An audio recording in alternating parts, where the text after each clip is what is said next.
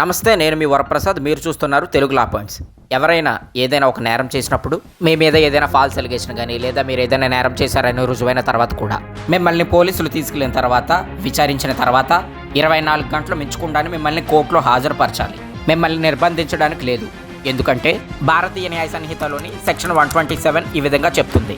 ఎవరైనా ఒక వ్యక్తి ఏదైనా తప్పు చేసినట్లయితే 24 గంటల లోపు ఆ వ్యక్తిని అరెస్టు చేసిన తర్వాత ఆ వ్యక్తిని 24 గంటల లోపు కోర్టు ముందు హాజరుపరచాలి. అలా కాకుండా వాళ్ళ వ్యక్తిగత కక్షలకు, వ్యక్తిగత ఉద్దేశాలకు, డబ్బుల కోసం ఈ విధంగా వాళ్ళు తప్పు ద్రోవ పట్టకూడదు. ఒకవేళ ఎవరైనా ఇలా చేసినట్లయితే వాళ్ళపై మీరు కఠినంగా చర్యలు తీసుకోవచ్చు. పోలీసులు చేసినా లేదా ఏ వ్యక్తిగత కక్షతో ఏ ఇతరులు చేసినా వాళ్ళపై మీరు ఈ విధంగా వ్యవహరించవచ్చు.